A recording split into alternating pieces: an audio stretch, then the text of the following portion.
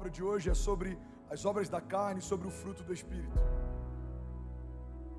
E eu sei que é desafiador para mim, como alguém que ama fluir no evangelístico, trazer um alinhamento como esse, mas a gente precisa entender um princípio fundamental do reino.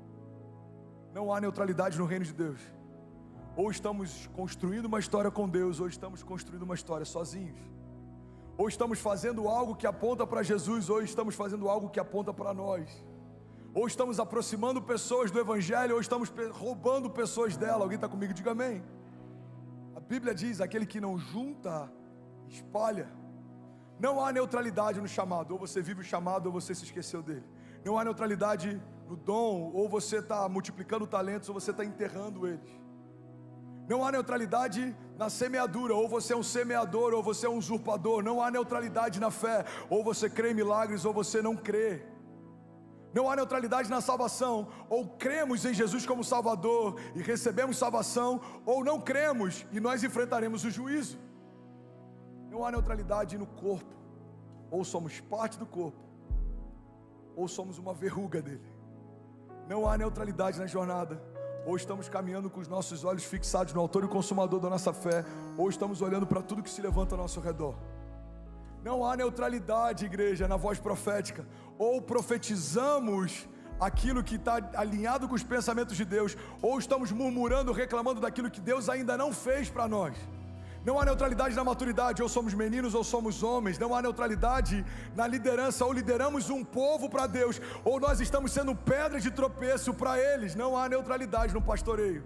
As ovelhas ouvem a voz do pastor e seguem, ou não consideram como pastor, e por isso não são ovelhas. Não há neutralidade sobre aquilo que Deus estabeleceu como princípio fundamental. Alguém está comigo? Diga amém. Eu nunca vi os olhinhos tão atentos. Eu nunca vi um clima tão pesado. Mas eu preciso lembrar alguém aqui, talvez essa mensagem seja para uma pessoa, que não há neutralidade. Na verdade, a neutralidade já é uma escolha, a neutralidade já é um caminho. Você já deve ter ouvido aquela historinha de um cara que está em cima de um muro. De um lado está Jesus e os seus anjos insistindo para que ele venha para esse lado, e do outro lado está Satanás e os seus demônios completamente passivos. E aí num determinado momento ele se vira para Satanás e ele fala: por que você está tão tranquilo? Porque do outro lado Jesus, ele está toda hora insistindo para eu ir para aquele lado, e você não está nem aí. Ele falou: é porque você já escolheu um lado, eu sou o dono do muro. Omissão também é uma posição. Um pai que decide se omitir na criação dos filhos, ele escolheu ser um pai omisso. Um marido que decide se omitir para não ter um sacerdócio, ele já é um sacerdote omisso. Um líder que prefere se omitir do que perder pessoas porque precisava alinhá-las, ele já é um líder omisso. Tenho várias características, vários desafios, vários defeitos. O meu staff conhece vários deles e vai conhecer muitos mais ainda. Mas tem uma coisa que eu não tenho dificuldade, é de alinhar algo que eu acredito que está errado. Eu posso até errar de fazer algo que não estava errado, mas eu nunca vou errar em não fazer algo que eu acredito que está errado. Porque essa neutralidade, ela é omissão. A omissão, ela sempre vai me tirar de um lugar de destino e vai me colocar num lugar onde nada acontece. Irmão, olha para mim. Quando você não crê em nada, nada acontece. Quando você não semeia nada, você não vai colher nada. Quando você não se move em direção a lugar nenhum, você não chega em lugar nenhum. O posicionamento, ele gera milagres, mas a ausência dele gera apatia, escassez. Deus deu várias ordens para o povo na antiga aliança: marchem, façam, creiam, andem. E quando o povo fazia, algo acontecia. Moisés está diante de um mar fechado. Deus: e agora? Coloca o cajado. Ele coloca o cajado e o mar se abre. E agora? Agora marchem, não parem. Agora tem sede. Toca a rocha com o cajado, sai água da rocha. Deus, o povo está enjoado de comer pão. Então tá bom, aves dos céus. Toda direção que Deus dá libera o novo de Deus. Mas é possível ouvir o que Deus pediu e não obedecer, e por isso não viver algo novo. Nem todos entraram na terra prometida, mesmo estando diante dela. Por quê? Porque escolheram a neutralidade. E eu prefiro morar perto do que viver dentro. Irmão, olha para mim. Tem muita gente que preferiu viver perto da promessa do que viver a promessa. Pastor, quando que eu escolho viver perto da promessa, mas não viver a promessa? Quando você se sacia só em vir nos domingos ouvir que Deus tem promessas, mas você não está vivendo nenhuma delas. Quando você ouve vários profetas, homens de Deus, você já teve sonhos, em vários momentos Deus falou, você tem um chamado, eu quero usar você, e você continua sem ser usado, irmão. Isso é estar perto, mas não ter acesso. Isso é saber que tem uma promessa, mas não usufruir dela. Isso é muito frustrante. É muito frustrante estar sempre numa casa ouvindo sobre promessas que Deus tem para filhos de Deus, mas porque não se tornou um filho de Deus, não poder acessá-las. Promessas são para filhos. Vou falar isso de novo.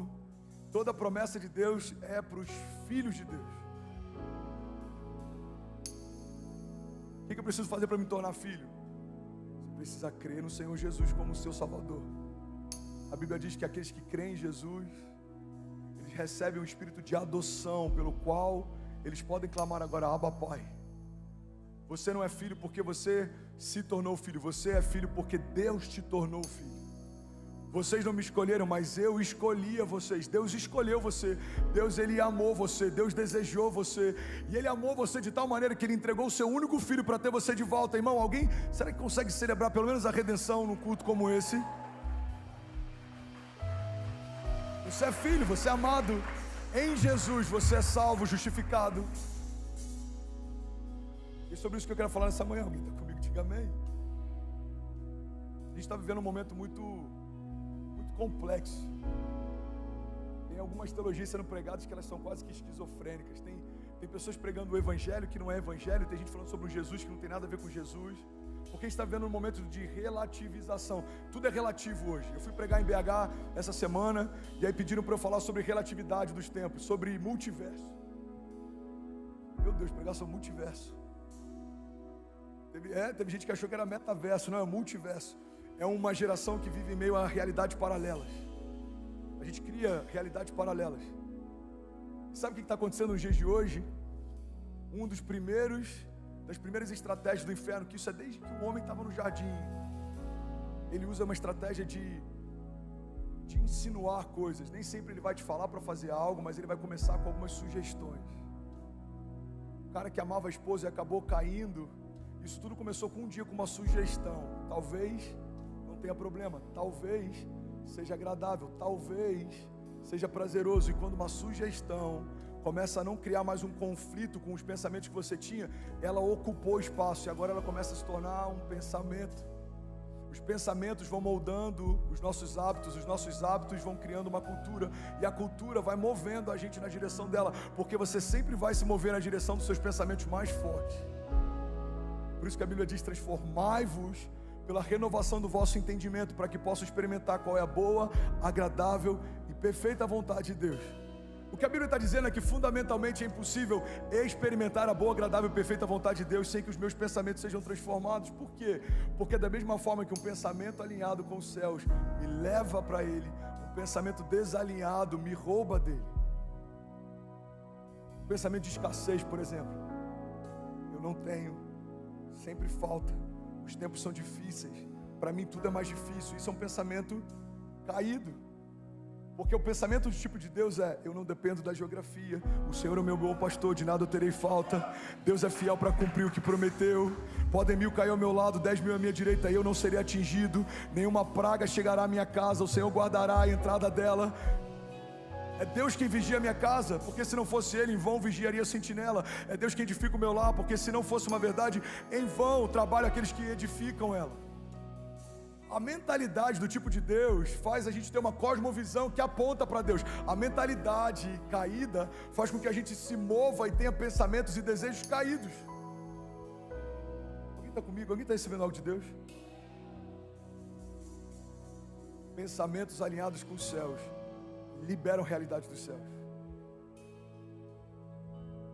Por acaso esse vale de ossos secos pode voltar a viver? É uma pergunta que Deus faz para um profeta. A resposta dele: Senhor, Tu sabes.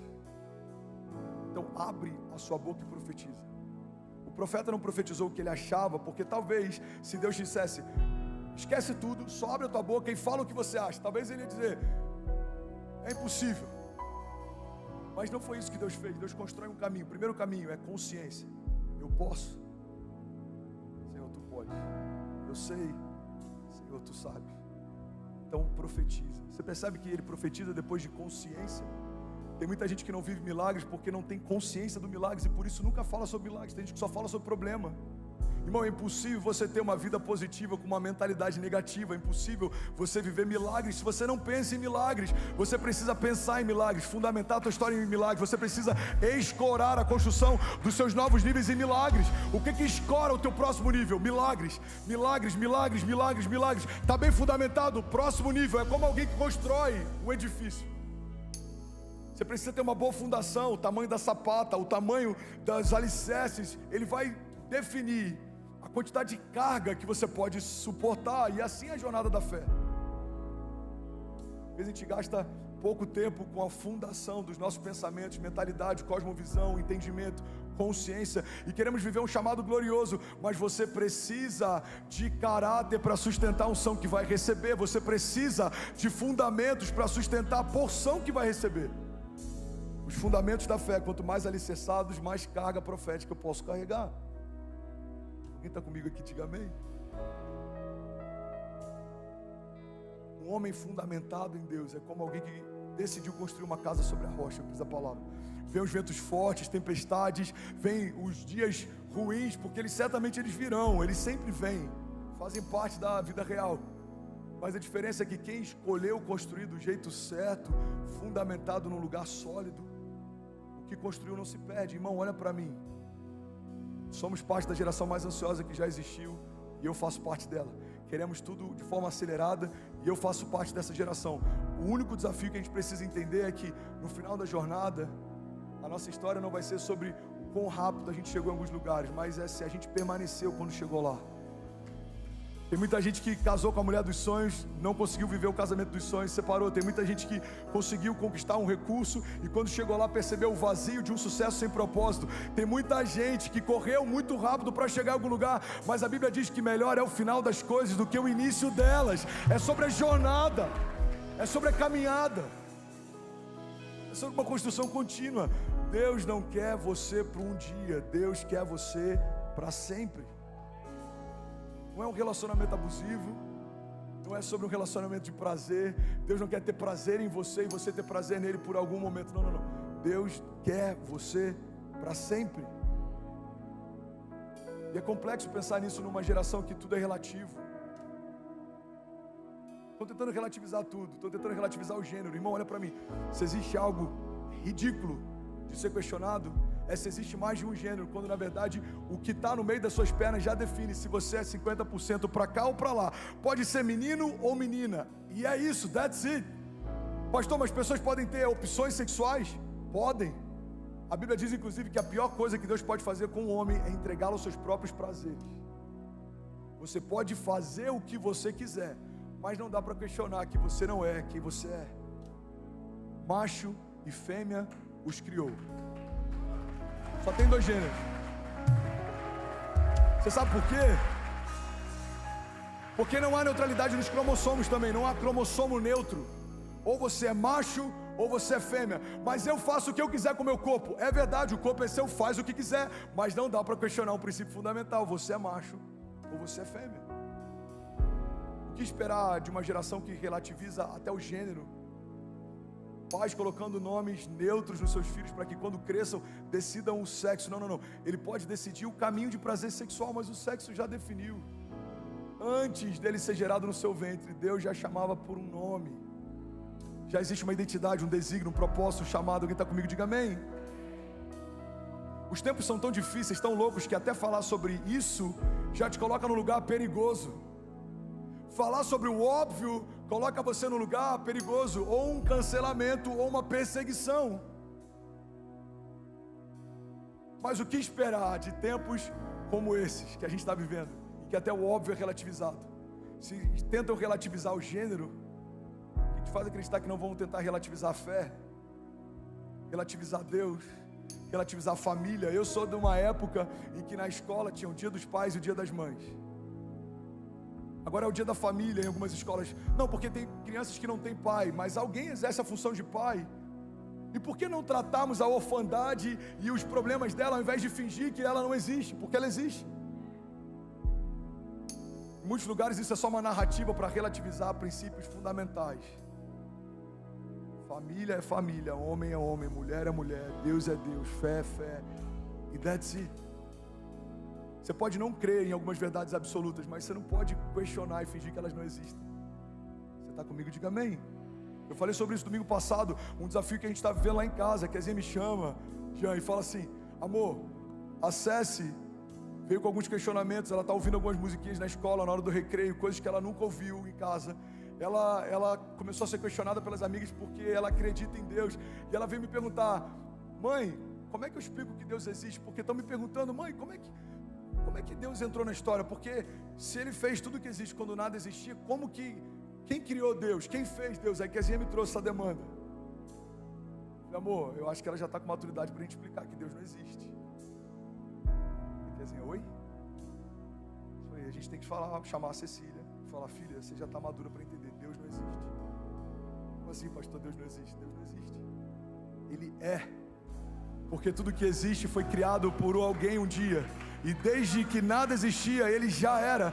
Ele era quando nada existia. Ele era, mesmo que tudo deixe de existir. A Bíblia diz que Ele é o Pai da eternidade. Irmão, se Ele é o Pai da eternidade, olha que poderoso isso. A única filiação que é atribuída a Satanás é da mentira. Ele é o pai da mentira e Deus é o Pai da eternidade. Ele não entra na história em um devido momento. Ele fez a história. Ele diz: história, aconteça, haja, se manifeste, filho, se manifeste, haja luz, haja separação, haja dia, haja noite, haja.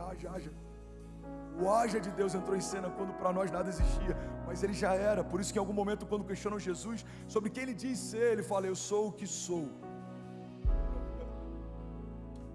Jesus não existe. Ele é. Ele é. Como posso saber que Ele é? É como a conversa entre Jesus e Nicodemos. É como alguns momentos da Bíblia em que é associado a presença, o Espírito, a glória, a verdade de Deus. Como o vento, por exemplo. Você não pode vê-lo, você não sabe de onde vem, você não sabe para onde vai, mas você consegue senti-lo. Deus é. Eu lembro que alguns meses atrás eu peguei uma viagem, naquela loucura ainda de pré-eleição, e a gente foi fazer um clamor em Brasília. Aí fretaram um jatinho e me convidaram, eu e mais 2 caras que eu não conhecia, conheci no dia. Quando chega lá na sala do embarque: ei, tudo bom? Meu nome é André, qual é o seu nome? Meu nome é fulano, prazer e tal. Aí chega dentro do voo, começou a decolar. E aí, cara, você é pastor? Pô, cara, que legal, parabéns pelo seu trabalho. Eu falei: pô, que demais, você é cristão também? Não sou não. Eu falei: não, você quer dizer que você não é evangélico, mas você é cristão, né? Ele falou: não, eu não sou não. Eu não acredito em Deus. Eu acho legal o seu trabalho social, de ajudar pessoas a vencer seus traumas, mas eu não acredito em Deus. Aí eu falei: tá bom. Eu já pensei, que viagem longa, né? O pastor, o ateu, deve ter algum propósito. Só que eu não sou do tipo que tenta colocar nada goela abaixo, porque eu entendi que é tão precioso o que a gente carrega, que você não precisa convencer ninguém. É como se você tivesse... Vou fazer uma analogia aqui bem infantil. Pastor, por que você usa analogias? Cara, Jesus fazia isso, Ele sabe o que estava fazendo, amém? Jesus falava com parábolas, Ele sabe o que está fazendo. É como você ter uma casa de praia em Miami, você tem um avião particular abastecido e um piloto à disposição. Mano, quer passar um dia lá na minha casa? O piloto está à disposição, a chave está aqui. Cara, eu não sei, tá bom. Eu não vou insistir. Eu sei o que eu tenho, eu sei o que está sendo oferecido. Se você não tem consciência, não é um problema meu, é um problema seu. A gente não pode empurrar Jesus para as pessoas, porque isso demonstra desespero. A gente só tem que apresentar Jesus para as pessoas, porque Jesus, quando é bem apresentado, Ele é irresistível. Ele é irresistível. No meio da conversa eu percebi que causou um pouco de estranheza da parte dele. Ele não está tentando convertê-lo à força. Ele falou: cara, mas e aí? Você acha loucura eu não acreditar? Eu falei: não, mano, eu respeito. Você tem que ter muita fé para não acreditar. E o que eu falei é verdade, tá? Não é uma frase romantizada, olha para mim. Eu falei para ele: irmão, vamos ser sinceros. Como acreditar que a especificidade de cada espécie que existe. Você tem um marlin, você tem uma girafa, você tem um pavão. falei, como explicar a especificidade da gestação de uma criança? Um pouco de sêmen dentro de útero de uma mulher gera um feto, com cada terminação nervosa, com cada parte do córtex, com cada parte dos neurônios, cada conexão, capacidade cognitiva de pensamento, de imaginação, de fala, de locomoção. Eu falei, irmão, como olhar para o pôr do sol? Como você olhar para o sorriso de uma criança? Como que você olha para tudo isso e acredita que tudo isso veio de uma ameba que se multiplicou de forma aleatória e criou tudo que existe? Eu falei, cara, eu respeito você por não acreditar, porque tem que ter muita fé para não acreditar que existe um Deus que fez tudo que existe. E aí eu vi que aquilo criou estranheza nele, porque de fato é muito mais difícil a gente se esforçar para não crer do que a gente entender o que já nos move, irmão. Guimarães Rosa, ele diz que quando nada acontece, existe um milagre que não estamos vendo. Só o fato de você estar respirando já é um milagre. O seu coração bate sem ninguém falar que ele precisa bater. De forma instintiva, o seu organismo funciona. E eu estou falando e você nem parou para perceber quantas vezes você respirou durante esses minutos de pregação. Você sabe por que você nem percebe que respira? Porque isso acontece naturalmente. Você está funcionando, o seu corpo funcionando. Você, irmão, existe porque alguém sonhou com você quando nada existia. Alguém está comigo? Diga amém. Vou precisar finalizar, eu não consegui nem entrar na mensagem, mas eu recebi. Alguém recebeu algo de Deus nessa manhã? Eu estou recebendo algo de Deus nessa manhã.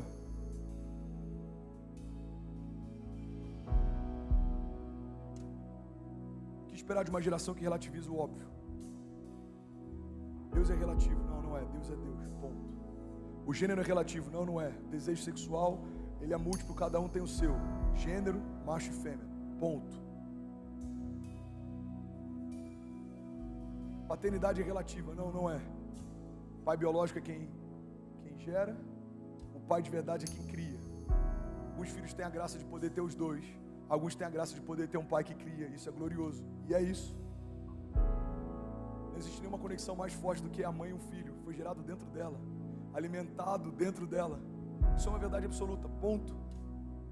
Mas até a relação com os pais tem sido relativizada, irmão. Se existe um mandamento com promessa, é honra o teu pai e a tua mãe, para que sejam acrescentados dias na sua vida na terra. Uma geração que não entende o básico vai enfrentar problemas. Pela primeira vez na história, isso é uma vergonha para a igreja, pela primeira vez na história, o censo brasileiro criou uma nova categoria de religião: evangélicos não praticantes. Você sabia disso? Deixa eu falar aqui um revelamento revelado. Deixa eu falar o óbvio. Se o censo está contando algo, é porque algo existe. Até o censo já entendeu que tem muita gente que se diz algo que não pratica. Só que fundamentalmente, se você não pratica o que diz, você não é. A Bíblia diz, não sejam apenas ouvintes da palavra, mas praticantes dela. Eu era de uma outra religião antes de ter um encontro com Jesus e me converter, e eu dizia com muita naturalidade, não, eu sou tal religião não praticante. Como que você é um filho não praticante? Você é filho ou não é? Como que você é um cristão não praticante? Ou você é um pequeno Cristo ou não é? Como que você é um evangélico não praticante? Ou você se move pelo evangelho ou não se move? Não há espaço para neutralidade nem na nossa confissão de fé. É por isso que confessamos Jesus quando viemos à frente. O próprio Jesus ensinou, aqueles que me confessam diante dos homens, aqueles que me reconhecem diante dos homens, eu também os reconhecerei diante do meu Pai que está nos céus. É como aquele soldado que ele é salvo quando as portas da cadeia se abrem, quando Silas e Paulo estão clamando, e ele está desesperado, ele vai se matar com uma espada. Paulo fala, não faça isso. O que eu preciso fazer então para ser salvo? Crê em Jesus e será salvo tu e a tua casa.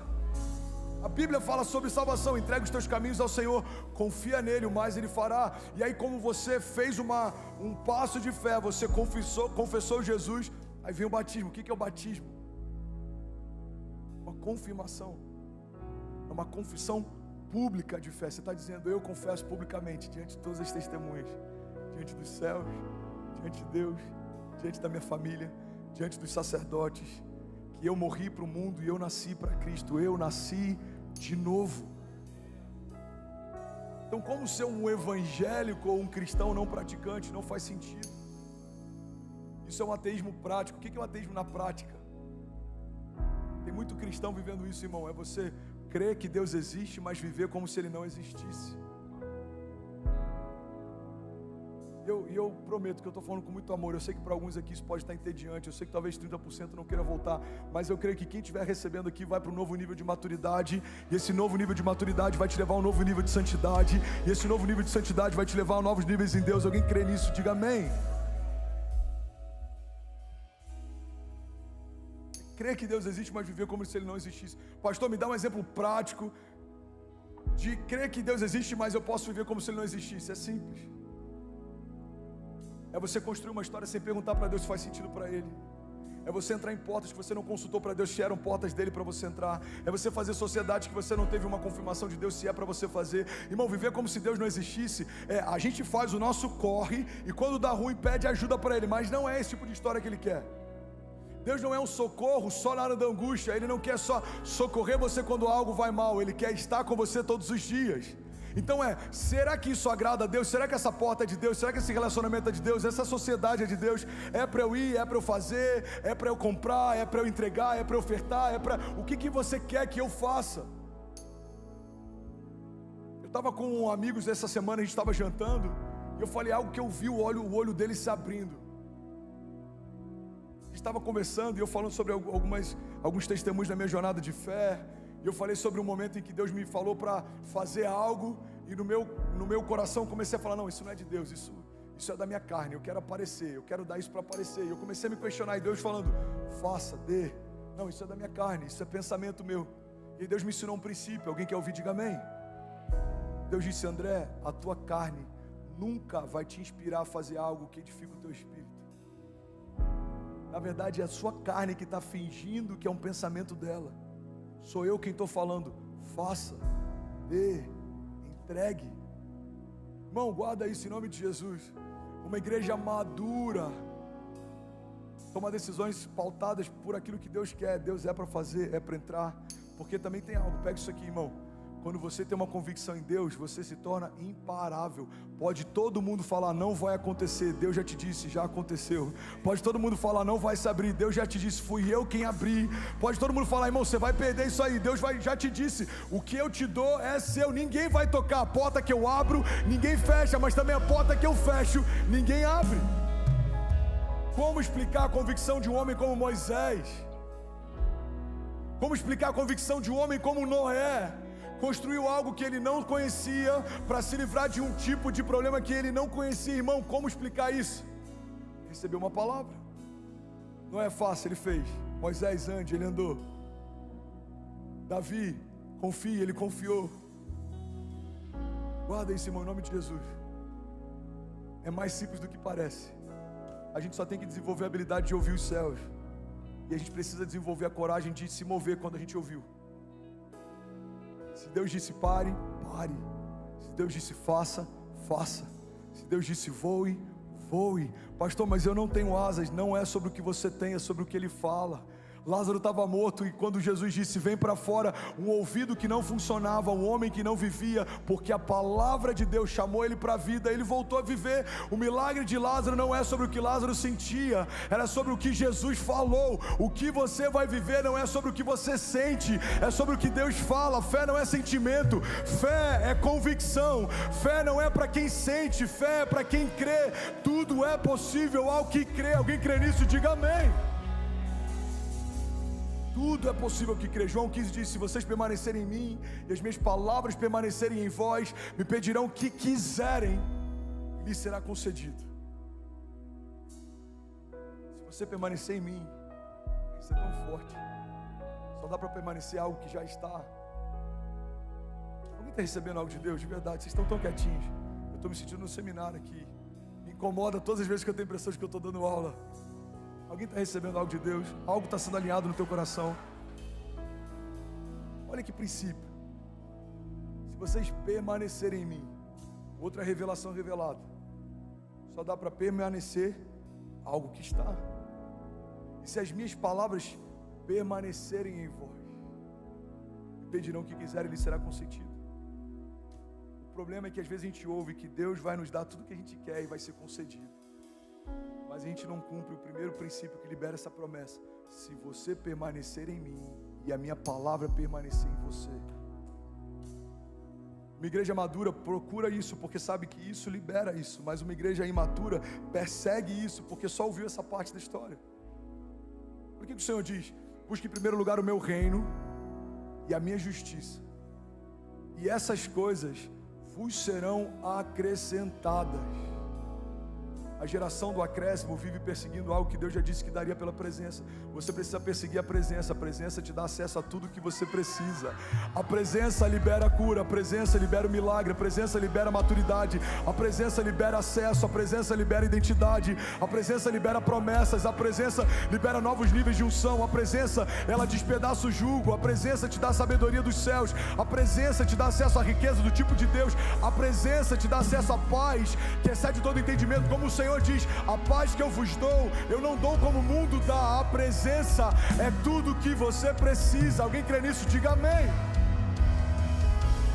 A presença, irmão, eu já preguei sobre isso aqui. A consciência da presença é como uma porta automática de um shopping. Quantos aqui já foram no shopping que tem uma porta automática? Levanta a mão. Vai ter em breve no nosso lounge, inclusive, eu tenho sonhado com isso. Pelo menos a gente vai poder manter ele refrigerado. Você vai entrar, a porta se abre, depois que você entrou ela se fecha e vai ficar todo mundo fresquinho ali no ar-condicionado. Amém, gente? Glória a Deus. Amém. 6 pessoas felizes com o ar-condicionado com a porta automática. Já foi num shopping com porta automática? Sim ou não? O que acontece quando você se aproxima? Não, gente, peraí, isso aqui é muito forte. Se fosse o Vitor Hugo aqui, ele ia falar: o que acontece? Estou tudo arrepiado, abre, todo mundo que terabassura e barabassura. Às vezes eu falo, Deus, eu queria ser profeta. Parece que é mais fácil. Aí eu vejo como é que é o desafio dos profetas. Eu falo, não, tá bom ser pastor. Profetas, irmão, não é fácil não. Você está comigo, diga amém. Vamos lá, de novo. Sei que é difícil, mas a gente vai chegar lá. O que acontece quando você se aproxima de uma porta automática e ela se abre? E por que ela se abre? Porque ela percebeu E é assim a nossa jornada de fé. As portas que vão se abrir não vão ser pela sua força, nem pelo seu toque. Vai ser pela presença que você carrega. Você vai se aproximar e elas vão se abrir. Você vai se aproximar e elas vão se abrir. Você vai se aproximar e elas vão se abrir. Agora pega isso. Você sabe qual que é o desafio de romper o ano das portas abertas? Se você quer ver mais portas se abrindo do que você jamais viu na sua vida, você precisa carregar mais presença do que você jamais carregou na sua história. Mais presença, mais acesso. Mais presença, mais milagres. Mais presença, mais mover. Alguém crê nisso? Diga amém. Você pode glorificar Jesus no seu lugar, você pode celebrar Jesus. Aleluia. Vamos, igreja, se for para Ele, você pode fazer melhor. Aleluia. Aleluia. Estou todo arrepiado. Tem gente querendo ser renovado pelo Evangelho, mas não quer ter o compromisso da jornada. Não dá para ser renovado pela esperança do Evangelho se você não tiver o compromisso com a jornada. A jornada é a chave do relacionamento com Deus. Você lembra de Eva? Qual que é o problema de Eva? Eva, ela entendeu o final das coisas, mas ela se confundiu no meio delas. Pega isso aqui. Deus estabeleceu um princípio. Todos os dias eu vou me relacionar com vocês, e esse relacionamento vai liberar para vocês conhecimento de Deus. Qual que é o princípio que Deus estabeleceu? Relacionamento vai te dar acesso a conhecimento. Aí vem a serpente. E a serpente, irmão, olha para mim. A serpente sempre vai tentar te seduzir com um atalho. Ela vai mostrar o destino que Deus tem, mas ela vai mostrar um caminho que não foi Deus quem fez. Pega isso. O que é um atalho? Um atalho é quando o inferno me mostra um lugar parecido com o que Deus me disse que era para eu ir, mas ele me mostra um caminho alternativo que não é o caminho que Deus me disse para trilhar, e é aí que muita gente se perde. Então o inferno chega para Eva e fala assim: olha, você quer ter o conhecimento de Deus? Quero. Você só precisa comer desse fruto do conhecimento, do bem e do mal, e você vai se tornar como Deus. A loucura é que ela já era como Deus, porque a Bíblia diz que no 6º dia, quando o Pai, o Filho e o Espírito Santo fizeram o homem, eles disseram: façamos o homem à nossa imagem e semelhança. Alguém que não sabe quem é pode perder o que tem, tentando ser o que já era. Você pega isso aqui, irmão. Ela já era a imagem e semelhança de Deus, mas ela queria ter o pleno conhecimento de Deus sem ter relacionamento com Deus. O que ela pegou? Ela pegou um atalho. A serpente fala, se você comer do fruto, você vai ter todo o conhecimento do bem e do mal. Sem relacionamento. Ela come. E aí o homem cai. E por que isso frustra Deus? Porque o conhecimento de Deus vem através de relacionamento. Todos os dias, meu filho, eu vou te dar uma nova porção de revelação de quem eu sou. Por que Deus não dá tudo de uma vez só? Primeiro, porque a gente não tem capacidade para entender. Segundo, que a gente não tem capacidade para suportar. E terceiro, que a graça é a cada dia eu te revelo um pouco mais de quem eu sou e de quem você é. Por isso que Jesus ele fala, fecha a porta do teu quarto e me busca em secreto. O Deus que você busca em secreto ele te recompensará. Você vai fechar a porta do teu quarto, você vai buscar Deus e Ele vai falar algo novo com você amanhã. Eu bem sei os pensamentos que eu tenho a vosso respeito, diz o Senhor, pensamentos de paz e não de mal, para te dar o fim que você deseja. Filho, é isso que eu tenho, é essa porta, esse é o projeto, esse é o desígnio, esse é o chamado, esse é o lugar, essa é a geografia, essa é a empresa, essa é a sociedade, essa é a ideia dos céus, essa é a provisão dos céus, isso é quem você é, isso é o que você pode, esse é o seu talento, esse é o seu chamado, esse é o seu desígnio, é para isso que eu te formei, é para isso que eu te constituí, é para isso que eu... Irmão, quanto maior a revelação que a gente tem de Deus, maior é a revelação que a gente tem a respeito de nós. Está comigo? Diga amém. Por isso que Jesus ele pergunta para os discípulos, quem vocês dizem que eu sou? Falei sobre isso semana passada. Pedro fala, você é o Messias, é o Cordeiro de Deus que tira o pecado do mundo, você é o Filho de Deus. Ele fala, Pedro, não foi carne nem sangue que te revelou, mas o próprio Espírito. E aí ele libera uma porção de revelação sobre a identidade de Pedro. Você é pedra, você é um fragmento dessa rocha. Você quer saber mais sobre o seu futuro? Pergunta para o dono do teu propósito. Quem te fez já escreveu cada um dos seus dias antes de qualquer um deles ser escrito. A palavra de Deus diz, o salmista diz, existe algum lugar que eu possa me esconder da tua presença? Se eu for os lugares mais altos, lá o Senhor estará. Se eu for o lugar mais profundo, lá o Senhor estará também. Eu estava numa mesa lá em BH e o pastor de jovens, o Isaías, ele disse, pastor, a gente estava pesquisando essa semana os lugares mais altos que o mundo, o ser humano já teve consciência. O lugar mais alto avistado pela criação foi um lugar que o telescópio Hubble viu alguns anos atrás. Ele falou um nome que eu não me lembro. Eu não sou tão nerd assim também. Aí ele falou, o lugar mais baixo é a Fossa das Marianas. O lugar mais profundo, acho que são mais de 10 mil metros de profundidade. Você tem noção que o Deus que conhece os lugares mais altos do que os que a gente já conheceu, os lugares mais profundos do que os que a gente já visitou. Quando o salmista está dizendo que se eu for para o lugar mais alto, para o lugar mais profundo, lá ainda o Senhor está. Há dezenas de atmosferas debaixo do nível do mar, Deus está. Acima da estratosfera, no terceiro céu, Deus está. Dentro de você, tecendo cada parte do seu corpo, Deus está. Ao teu redor, cobrindo você e dando livramento, Deus está. À frente das suas batalhas, lutando por você, Deus está. Na sua retaguarda, cobrindo você, Deus está. No dia mau, Deus está lá. No dia bom, também. Quando as portas se fecham, Deus estava lá. Quando elas se abriram, também. Quando pessoas abandonaram você no meio da jornada, Deus estava lá. Quando pessoas vieram atrás de você porque algo bom aconteceu, também. Quando você foi gerado, Deus estava lá. Mesmo que sua mãe viesse a se esquecer de você, Deus ainda estaria lá. A Bíblia diz, mesmo uma mãe que amamenta o seu filho, podendo se esquecer dele, eu todavia jamais me esquecerei de você, diz o Senhor. Alguém crê nisso? Diga, eu creio que o Senhor está em todos os lugares. Diga, eu reconheço que não há lugar mais seguro para estar do que correndo riscos com Deus. C.S. Lewis, ele diz que o cristianismo, se é falso, não tem valor nenhum. Se é verdadeiro, é de extrema importância. O que o cristianismo não pode ser é de moderado valor. Irmão, ou você é convicto que o evangelho é uma mentira, que Deus não existe, ou você é convicto que o evangelho é a verdade de Deus e que Ele é Senhor sobre todas as coisas. O que não dá para ser, você crer que Ele existe, mas viver como se Ele não existisse. O que não dá para ser, você fazer parte de uma igreja, mas você não querer se tornar parte do corpo. O que não dá para ser, você ser alguém que vem para uma igreja para ouvir uma palavra motivacional, mas você não ficar quando Jesus começa a pregar sobre o sermão da montanha.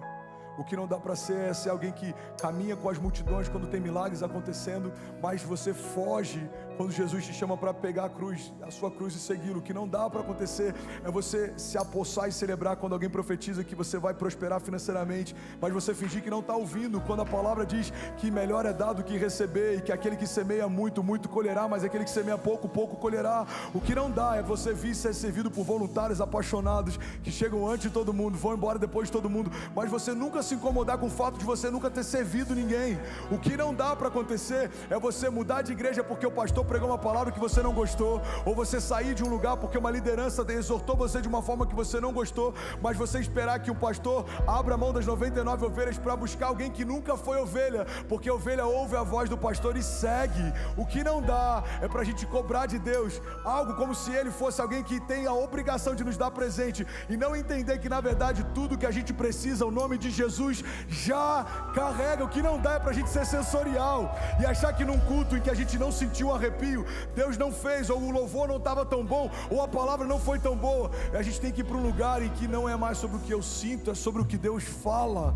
Não é mais sobre uma fé epidêmica que me deixou constrangido, arrepiado, ou que me fez tremer. Não. É sobre uma fé do tipo de Deus, que mesmo que eu não sinta, Ele é, mesmo que eu não entenda, Ele é, mesmo que não faça sentido, Ele é Deus, Ele continua sendo Deus. Ele é o mesmo ontem, Ele permanece hoje e Ele é para sempre. Alguém crê nisso? Diga: eu creio. Diga que eu posso todas as coisas naquele que me fortalece. Diga: isso diz respeito aos dias bons e aos dias maus. Diga: eu declaro que o Senhor não precisa prestar contas para mim, nem mostrar todo o plano. Diga: mesmo sem entender, eu escolho confiar. Eu sei que o Senhor tem o que é melhor para mim. Eu sei que os seus pensamentos são mais altos que os meus. Diga: eu sei que os seus caminhos são melhores que os meus. Por isso, nessa manhã, eu declaro para o céu ouvir, para a terra ouvir e para todo o inferno ouvir, que não vivo mais eu, mas Cristo vive em mim. Eu declaro que a verdade do Evangelho, ela é absoluta. Diga: eu confesso que Jesus é o único caminho que leva a Deus. Diga: nenhum outro santo, nenhum outro nome. Jesus é o caminho, a verdade e a vida, e ninguém vai ao Pai se não for por meio dele. Diga: eu creio que tudo que é natural se submete ao sobrenatural. Diga: e eu e a minha casa serviremos ao Senhor todos os dias da nossa vida. Viveremos milagres em fé, caminharemos com Deus. Diga: e viveremos a partir de hoje o maior romper da nossa história, em nome de Jesus. Você pode celebrar Jesus no seu lugar. Vamos, igreja, será que alguém pode, pelo amor de Deus, fazer barulho? E aí, tudo bem? Você acabou agora de assistir um vídeo. Se você ainda não está inscrito, já se inscreve também no nosso canal, ativa esse sininho aqui embaixo de notificação, e toda vez que eu fizer uma live ou estiver transmitindo uma mensagem ao vivo, você vai ser um dos primeiros a saber.